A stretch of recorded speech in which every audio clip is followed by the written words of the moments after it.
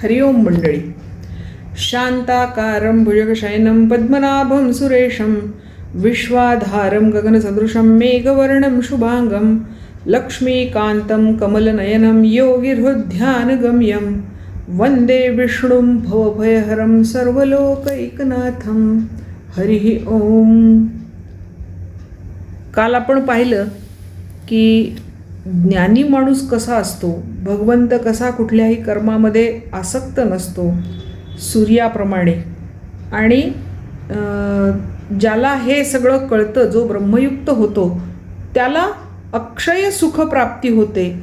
हे आपण आत्मसुख प्राप्ती होते हे आपण कालपर्यंतच्या श्लोकांमध्ये पाहिलं. आज 22व्या श्लोकापासून आपण सुरुवात करणार. 22 ते 29 हे श्लोक आज आपण बघणार आहोत. 22व्या श्लोकामध्ये विषय उपभोगांची निंदा केलेली आहे. कारण त्या विषय उपभोगांमुळे माणसाला मिळत तर काहीच नाही, श्रेयसही मिळत नाही आणि प्रेयसही मिळत नाही, कारण ते अंती दुःख देणारेच असतात. म्हणून इथे त्याची निंदा केलेली आहे. काय म्हणतात बघा, भगवंत काय म्हणतात, ये ही संस्पर्शजा भोगा दुःख योनय एव ते आद्यंतवंतः कौंतेय न तेषु रमते बुधहा. हे शेवटचं चरण महत्त्वाचं. न तेषु रमते बुधहा. बुद्धिमान लोक त्याच्यामध्ये रमत नाहीत. कारण काय, आद्यंतवंतः एते. हे सगळे जे आहेत भोग, हे कसे आहेत, आदि अंतवंतः, निर्माण होणारे आणि नंतर नष्ट होणारे, नाशिवंत असे ते आहेत. हे कोणतेय, तेषु आदि अंतवंतः तेषु, जे आदि आणि अंतवान आहेत, म्हणजे नष्ट होणारे आहेत, नाशिवंत आहेत, त्याच्यामध्ये बुद्धिमान लोक रममाण होत नाहीत. मग असे कोण आहेत, संस्पर्शजा भोगाहा. संस्पर्शज म्हणजे इंद्रिय आणि विषयांच्या संसर्गाने उत्पन्न होणारे. संस्पर्श म्हणजे संसर्ग. इंद्रिय आणि विषयांच्या संयोगाने संसर्गाने निर्माण होणारे जे भोग आहेत ते काय आहेत, दुःख योनयहा. दुःखाला कारण, दुःखाची निर्मिती करणारे आहेत. जेवढे म्हणून इंद्रिय आणि विषयांच्या संयोगाने निर्माण होणारे भोग आहेत ते सगळेच्या सगळे दुःख निर्माण करणारे आहेत. दुःखाचं जन्मस्थान आहे. अनेक प्रकारची वेगळी दुःख तिथे निर्माण होतात. अंती ते दुःखदच असतात. सुरुवातीला ते सुखद वाटतात. लाडू खाणं सुरुवातीला गोड वाटतं. 8-10 लाडू खाऊ पण आपण, पण 10वा 11वा लाडू दुःख द्यायला लागतो, पोट दुखायला लागतं. हे एक छोटं उदाहरण आहे. असे प्रत्येकच इंद्रियांद्वारे त्यांच्या विषयांच्या संसर्गाने आपल्याला मिळणारे सगळे भोग हे अंती दुःख देणारे असतात. म्हणून ते दुःख योनयहा. योनयहा म्हणजे निर्मिती स्थान, दुःख निर्माण करण्याचं कारण किंवा दुःख निर्माण करण्याचं ते स्थान आहे. आणि पुन्हा ते कसे आहेत, आदि अंतवंतः. त्याला आधी पण आहे आणि अंत पण आहे, म्हणजे निर्माण पण होतात आणि नष्ट पण होतात. भूक लागते आणि जेवण झाल्यावरती नष्ट होते, पुन्हा लागते, पुन्हा नष्ट होते. म्हणजे हे पुन्हा पुन्हा निर्माण होतात आणि पुन्हा पुन्हा नष्ट होतात असे आहेत. त्याच्यामुळे ते अनित्य आहेत आणि बुद्धिमान लोक म्हणूनच त्याच्यामध्ये कधीही रममाण होत नाहीत. तसं अर्जुना, तू पण त्याच्यामध्ये रममाण होऊ नयेस असं म्हटलंय. ज्ञानेश्वर काय म्हणतात बघा, जैसा आमिष कवळू पांडवा मीनून सेवी तवची बरवा तैसा विषय संगू आघवा निभ्रांत जाणे. आमिष कवळू, आमिषाचा घास, जोपर्यंत मीनू न सेवी, मासा जोपर्यंत ते आमिष त्याला जे पकडायसाठी टाकलेलं आहे गळाला लावून, ते जोपर्यंत तो खात नाही तोपर्यंतच बरवा, तोपर्यंतच जिवंत राहतो. तैसा विषय संगू आघवा निभ्रांत जाणे. तसा हा विषयांचा संग आहे हे निश्चितपणाने तू जाण. या विषयांचा गळ टाकलेला आहे, तो जोपर्यंत खात नाही तोपर्यंत माणूस बरा राहतो. जो त्या गळाला लागला त्याचा मृत्यू निश्चित आहे. म्हणून विषय भोगी जे सुख ते साध्यंतची जाण दुःख, परी काय की जे मूर्ख न सेविता न सरे. विषय भोगी जे सुख, विषय उपभोगांमध्ये जे सुख आहे ते साध्यंतची जाण दुःख, स आदी अंतची, त्याचा आदी आहे आणि त्याला अंतही आहे आणि अंत असल्यामुळे ते दुःख देणारं आहे. परी काय की जे मूर्ख न सेविता न सरे, पण मूर्खाला हे कळत नाही. तया दुःखिया दुःखची जिव्हार, ते विषय कर्दमीचे दरधूर, ते भोगजळीचे जलचर सांडिती केवी. हे जे असतात ज्यांना विषय सुख मध्ये सुख वाटतं त्यांच्या बाबतीत काय होतं, तया दुःखिया दुःखाची जिव्हार, त्यांना त्या सुखातच दुःख वाटायला लागतं. त्याच्यानंतर ते विषय कर्दमींचे दरदूर, कारण ते विषयरूपी चिखलातले बेडूक आहेत. जसा चिखलात राहणाऱ्या बेडकाला चिखलच गोड वाटतो, तसं विषयात राहणाऱ्या माणसाला ते दुःखच गोड वाटतं. आरंभी सुख असतं, नंतर दुःख वाटते, ते दुःखच त्याला आवडतं. जसं दलदलीमध्ये असलेल्या बेडकाला ती दलदलच आवडते. ते भोगजळीचे जलचर, भोगरूपी पाण्यातले ते जलचरच आहेत. माशाप्रमाणे मासा जसा पाण्यामध्ये पोहत राहतो, आमिष आलं की त्याला अडकतो, तसं भोगरूपी पाण्यातले हे जलचर आहेत. सांडिती केवी, ते सोडत नाहीत, ते तिथेच राहतात. जरी विषयी विषयो सांडी जेल, तरी महादोषी के वसी जेल, आणि संसारू हा शब्द नव्हेल लटिका जगी. त्या माणसानी जर हा महादोष, विषयी विषयो सांडी जेल, विषयी आणि विषय या दोन्ही गोष्टी सोडून दिल्या तर महादोषी का वसी जेल, के वसी जेल, तो कोणत्या दोषामध्ये, कोणता महादोष त्याला लागेल. आणि संसारू हा शब्द नव्हेल, मग त्याच्यासाठी संसार हा शब्द नाहीसा होईल. लटिका जगी, या जगात तो खोटा ठरेल संसार. म्हणून माणसानी या संस्पर्शज भोगांना सोडून द्यावं, कारण अंती ते दुःख देणारे आहेत. 23व्या श्लोकात काय म्हणतात बघा. शक्नोति हैवया सोडुम प्राक्षरीर विमोक्षणात, कामक्रोधोद्भवं वेगम सयुक्तस्य सुखी नरः. प्राक्षरीर विमोक्षणात, शरीर सोडून देण्याच्या आधी, प्राक म्हणजे आधी, शरीर विमोक्षणात शरीर सोडून देण्याच्या आधी, देहत्याग होण्याच्या आधी, मृत्यू देहाचा होण्याच्या आधी, शक्नोती इह एव यहा सोढुम, जो या जगामध्ये हे सहन करू शकतो. काय, कामक्रोध उद्भवम वेगम, काम आणि क्रोध यांच्याद्वारे निर्माण होणारा वेग. वेग म्हणजे वृत्तींचा जोर, कामक्रोधांचा जोर, कामक्रोधांचा प्रभाव, हा जो सहन करू शकेल इथेच शरीर सोडण्याच्या आधी, म्हणजेच काय, या सगळ्यांना जो जिंकेल, कामक्रोधाला जो जिंकून घेईल, शरीर सोडण्याच्या आधीच जो कामक्रोधाचा वेग जिंकून घेईल, सयुक्त स सुखी नरहा, तोच युक्त म्हणजे योगी आणि तोच सुखी आहे. इतर मात्र सगळे दुःखी आहेत. असं आहे.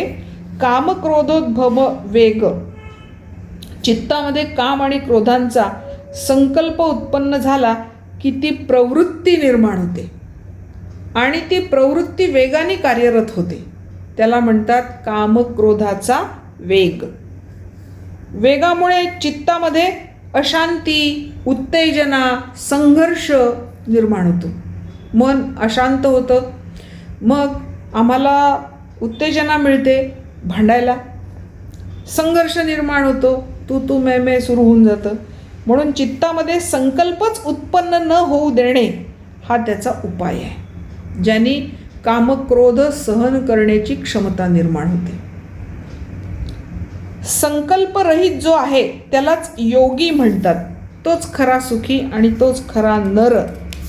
जो क्रोधयुक्त नाही त्यालाच नर म्हणतात, माणूस म्हणतात.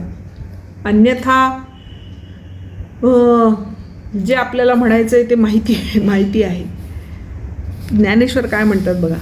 भोगी अवस्था एक उठी, ते अहंकाराचा अचळू लोटी, मग सुखेसी घे आटी गाढेपणे. भोगी अवस्था एक उठी, ते अहंकाराचा अचळू लोटी. जेव्हा माणसाच्या मनामध्ये भोगाची संकल्पना निर्माण होते, कल्पना निर्माण होते, तेव्हा अहंकाराचा डोंगर तिथे निर्माण होतो.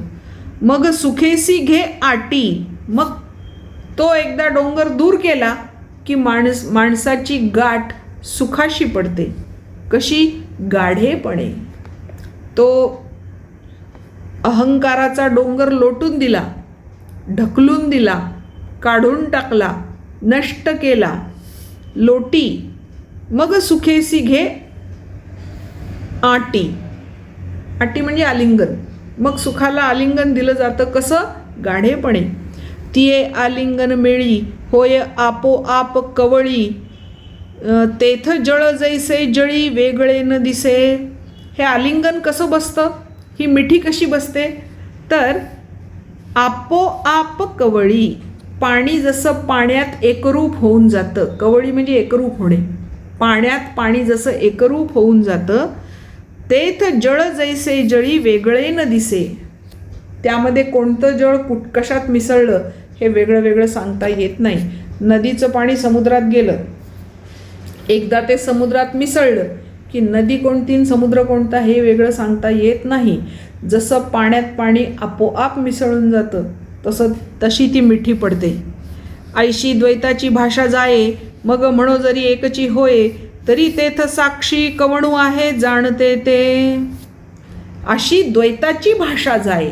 तिथे द्वैताची भाषा शिल्लकच राहत नाही, ऐक्य निर्माण होतं. मग म्हणो जरी एकची होय, त्याला जर आपण हे एकच आहे असं म्हटलं तरी साक्षी कवणू आहे जाणते जे. हे आधी दोन होते, आता एक झाले, याचा साक्षीदार सुद्धा तिथे कोणी राहत नाही. कारण सांडिली त्रिपुटी, दीप उजळला घटी, अशी त्याची अवस्था होते. अशा रीतीने भेदाची गोष्ट संपून तिथे केवळ ऐक्य उरते. त्याचा ज्ञानी, साक्षी, द्रष्टा कोणीही शिल्लक राहत नाही. दृश्य, द्रष्टा, दर्शन ही त्रिपुटीच भंग पावते. म्हणून आता पुढच्या 24व्या श्लोकामध्ये ज्ञानी माणसाचं लक्षण सांगितलं आहे. कसा असतो ज्ञानी माणूस? यो अंतःसुखो अंतराराम तथांतर ज्योतिरेव यः स योगी ब्रह्मनिर्वाणं ब्रह्मभूतोऽधिगच्छति. अंतःसुखः अंतर आराम तथा अंतर्ज्योतिः एव. तो अंतःसुख, अंतःकरणामध्ये संतुष्ट असतो. अंतर आराम, अंतरात्म्यामध्ये राहणारा असतो, आनंद अनुभवणारा असतो. अंतर्ज्योतिही, त्याच्या आत्म्यामध्येच ज्ञानाची ज्ञानज्योत प्रकाशित होते. आणि ती कशी तेवत असते माहिती आहे? निर्वात.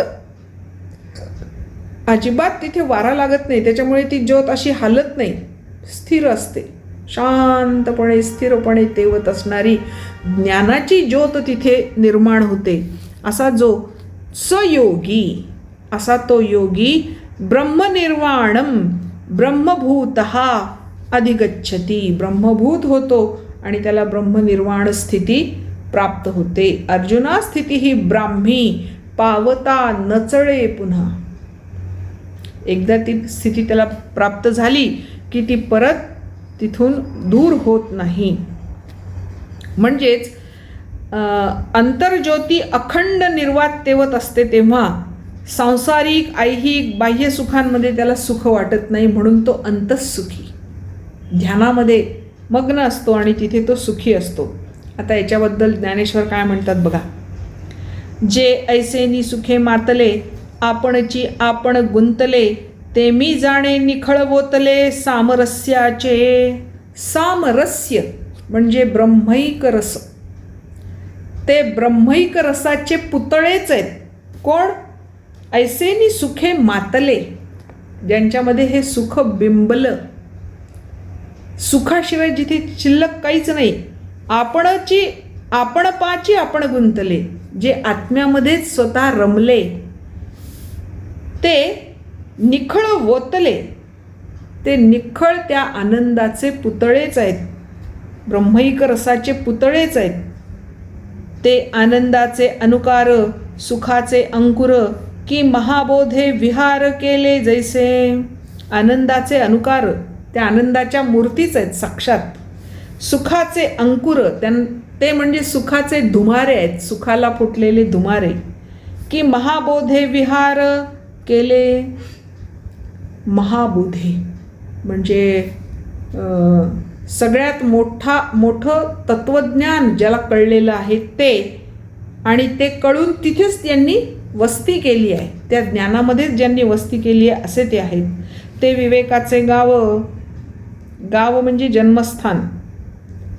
ते विवेकाचं जन्मस्थान आहे. की परब्रह्मीचे स्वभाव म्हणजे केवळ स्वरूप, ते परब्रह्माचं केवळ रूप आहे. ना तरी अलंकारले अवयव ब्रह्मविद्येचे, किंवा ते ब्रह्मविद्येचेच अवयव आहेत. साक्षात ब्रह्मविद्याच त्यांच्या रूपाने प्रकटली आहे असं समजावं. ते सात्विकाचे सात्विक की चैतन्याचे आंगिक. त्यांना सात्विकाचाही सात्विक परिणाम असं म्हणावं. चैतन्याचं ते एक एक अंग आहे, ते चैतन्यच आहे असं समजावं. असे हे ज्ञानी लोक असतात. आता 25व्या श्लोकात काय म्हटलंय. लभन्ते ब्रह्मनिर्वाणं ऋषयः क्षीणकल्मषाः छिन्नद्वैधायतात्मानः सर्वभूतहिते रतः. छिन्नद्वैधा, ज्यांची द्विधा अवस्था नष्ट झाली आहे असे. यतात्मानः, मनोजय प्राप्त केलेले, मनावर विजय मिळवलेले. सर्वभूत हिते रतः, जे सर्व भूतमात्रांच्या कल्याणामध्येच मग्न आहेत असे. ऋषयः, ब्रह्मवेत्ते. ऋषी म्हणजे ब्रह्म जाणणारे, ज्ञानी विवेकी लोक. क्षीणकल्मषः, ज्यांची पाप क्षीण झालेली आहेत, आणि अशा लोकांना लभन्ते ब्रह्मनिर्वाणम, ब्रह्मनिर्वाण अशा माणसांना मिळतं. जे ऋषी आहेत, क्षीणकल्मष आहेत, छिन्न द्वैध आहेत, यतात्मान आहेत, सर्वभूतहिते रतः. 5 ज्यांची गुणधर्म आहेत त्या लोकांना सहज ब्रह्मनिर्वाण प्राप्त होतं. वास्तविक ब्रह्म हे सर्व जीवांना नित्य प्राप्तच आहे. तुम्हाला आहे, आम्हाला आहे, अजूनही ते आमच्यात आहेच. ते आमच्या जन्माच्या आधी होतं, आत्ताही आहे, आमच्या मृत्यूनंतरही ते आमच्यात राहणार आहे. असं ते आम्हाला नित्य प्राप्त आहे. मात्र मायेच्या आवरणामुळे ते आम्हाला दिसत नाही. पण ज्ञानप्राप्ती झाली की त्याचं दर्शन लगेच होतं. त्यालाच ब्रह्मनिर्वाण असं म्हटलेलं आहे. आणि हे ब्रह्मनिर्वाण ज्ञानी माणसाला होतं. आता पुढे 26वा श्लोक, याचाच विस्तार पुढे 26व्या श्लोकामध्ये केलेला आहे. कामक्रोधवियुक्तानां यतीनां यतचेतसां अभितो ब्रह्मनिर्वाणं वर्तते विदितात्मनां.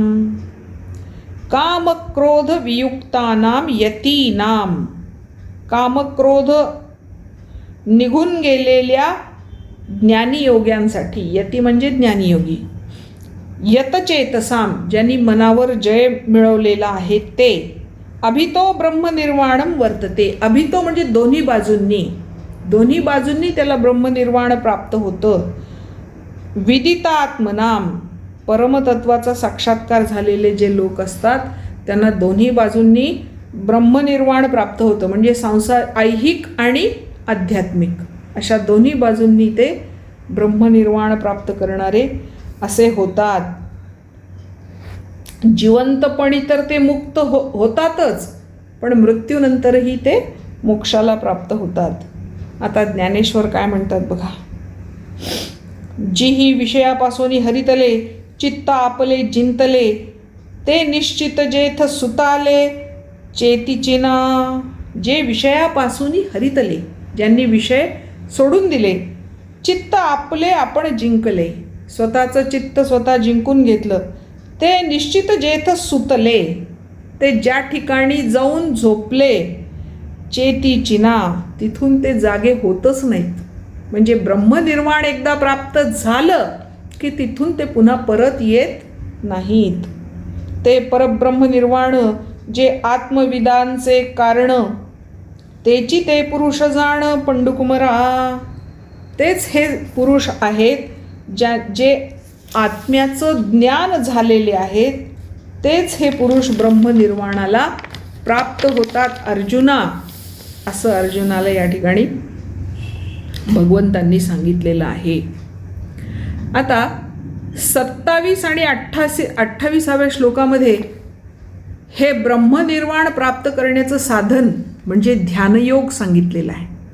ब्रह्मनिर्वाण प्राप्तीचं साधन जे ध्यानयोग आहे, आणि 27व्या श्लोकात ध्यानयोग सांगितलं आहे आणि 28व्या श्लोकामध्ये त्याचं फळ काय मिळतं ते सांगितलेलं आहे. आता हे दोन्ही श्लोक आपण पाहू. स्पर्शान कृत्वा बहिर्बाह्यान चक्षुश्चैवांतरे भ्रुवो प्राणापानौ समो कृत्वा नासाभ्यंतरचारिणौ. स्पर्शान कृत्वा म्हणजे मनाने चिंतन करून काय, बहिही बाह्यान चक्षुः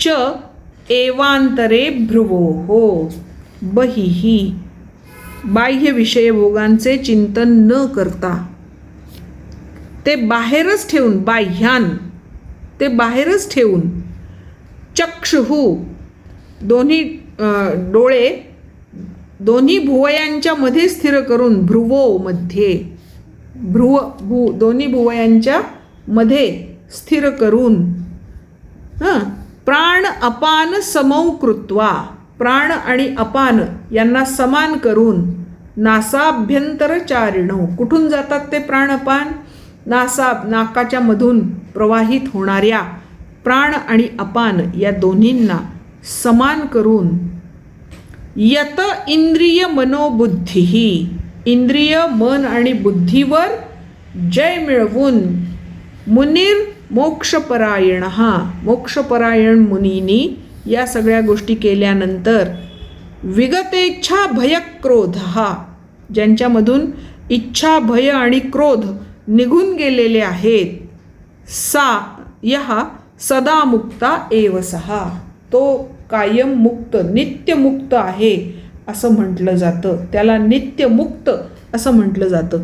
आता बाह्य विषयांचा त्याग करायचा म्हणजे काय करायचं, तर कर्मयोग आचरण करायचं, म्हणजेच सेवा कार्याद्वारे बाह्य विषयांचा त्याग होतो कर्मयोग साधला तर.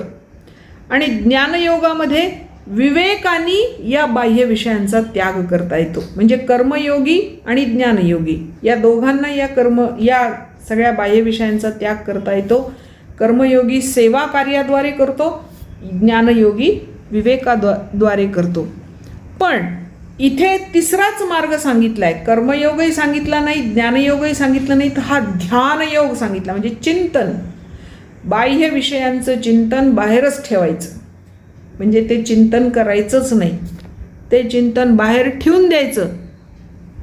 दोन्ही भुवयांच्या मध्ये दृष्टी स्थिर करायची आणि प्राणापान दोन्हींना सम करायचं. इंद्रिय मन बुद्धी यांच्यावर विजय मिळवायचा, मोक्षपरायण व्हायचं, भय क्रोध आणि इच्छा सोडून द्यायच्या. असं जेव्हा होईल तेव्हा ध्यानयोग साध्य होईल. आणि या ध्यानयोगाद्वारे आम्हाला बाह्य विषयांचा त्याग करता येईल. जिथे सेवा, विवेक आणि ध्यान या तिन्ही गोष्टी असतील, असा हा ध्यानयोग नित्यमुक्त होण्यासाठी भगवंतांनी सांगितला. विगत भयक्रोध हा ऐहिक वस्तू जगण्याच्या इच्छेचा त्याग करणारा तो नित्यमुक्त असतो. आणि आता 29व्या श्लोकामध्ये म्हणजेच या अध्यायाच्या शेवटच्या श्लोकामध्ये समारोप केलेला आहे. भोक्तारं यज्ञ तपसां सर्वलोकमहेश्वरं सुहृदं सर्वभूतानां ज्ञात्वा मां शांतिमृच्छति. भक्त सगळे मला यज्ञ तप यांना भोगणारा, सर्व लोकांचा महाईश्वर आणि सर्व प्राणीमात्रांचा सुहृद असं जाणून परमशांतीला प्राप्त होतात. भक्त परमशांतीला कसे प्राप्त होतात तर ते मला जाणतात. कसे जाणतात? यज्ञ आणि तपाचा मी भोगता आहे, त्यांचा उपभोग घेणारा आहे, सर्व लोकांचा महाईश्वर आहे आणि सर्व प्राणीमात्रांचा स्वार्थहीन, दयाळू, प्रेमी असा सुहृद आहे असं ते मला जाणतात आणि म्हणून ते परमगतीला प्राप्त होतात. या अध्यायामध्ये अर्जुनाला कर्म, सांख्य, योग सांगितल्यानंतर, म्हणजे पहिल्यांदा कर्मयोग महत्त्वाचा हे सांगितलं, कर्मयोग, ज्ञानयोग, हातात हात घालून चालतात हे सांगितलं, आणि आता शेवटच्या 2 श्लोकांमध्ये थोडक्यात ध्यानयोगसुद्धा अर्जुनाला सांगितलेला आहे. आज इथे हा अध्याय संपलेला आहे 5वा. आज आपण इथे थांबणार आहोत. आत्तापर्यंतचे श्लोक म्हणणार आहोत आणि नंतर गीता पीयूष सुद्धा म्हणणार आहोत. गीता पीयूषचा जो एक श्लोक आपण अध्यायाच्या शेवटी घेतो तसा याही अध्यायाच्या शेवटी आपण तो घेणार आहोत. आता आपण श्लोक 22 ते 29 म्हणणार आहोत. येहि संस्पर्शजा भोगा दुःख योनय एव ते. येहि संस्पर्शजा भोगा दुःख योनय एव ते. आद्यन्तवन्तः कौन्तेय, आद्यन्तवन्तः कौन्तेय न तेषु रमते बुधः, न तेषु रमते बुधः. शक्नोति हैव यः सोढुं, शक्नोति हैव यः सोढुं प्राक्शरीरविमोक्षणात्, प्राक्शरीरविमोक्षणात्. कामक्रोधोद्भवं वेगं, कामक्रोधोद्भवं वेगं स युक्तः स सुखी नरः, स युक्तः स सुखी नरः. योऽन्तः सुखोऽन्तराराम, योऽन्तः सुखोऽन्तरारामः तथान्तर्ज्योतिरेव यः, तथान्तर्ज्योतिरेव यः. स योगी ब्रह्मनिर्वाणं, स योगी ब्रह्मनिर्वाणं ब्रह्मभूतोऽधिगच्छति, ब्रह्मभूतोऽधिगच्छति. लभन्ते ब्रह्मनिर्वाणं, लभन्ते ब्रह्मनिर्वाणं ऋषयः क्षीणकल्मषाः, ऋषयः क्षीणकल्मषाः. छिन्नद्वैधायतात्मानः, छिन्नद्वैधायतात्मानः सर्वभूतहिते रताः, सर्वभूतहिते रताः.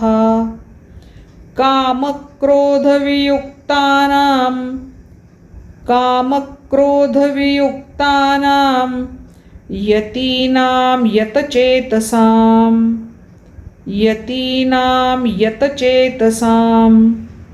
अभितो ब्रह्मनिर्वाणम्, अभितो ब्रह्मनिर्वाणं वर्तते विदितात्मनां, वर्तते विदितात्मनां. स्पर्शन कृत्वा बहिर्बाह्यान् स्पर्शन कृत्वा बहिर्बाह्यान् चक्षुश्चैवान्तरे भ्रुवोः चक्षुश्चैवान्तरे भ्रुवोः प्राणापानौ समौ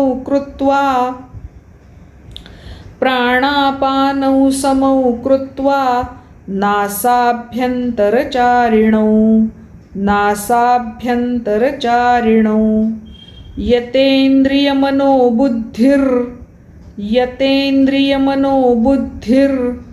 मुनिर्मोक्षपरायणः विगतेच्छाभयक्रोधो यः सदा मुक्त एव सः भोक्तारं यज्ञतपसां सर्वलोकमहेश्वरं सुहृदं सर्वभूतानां ज्ञात्वा मां शान्तिमृच्छति।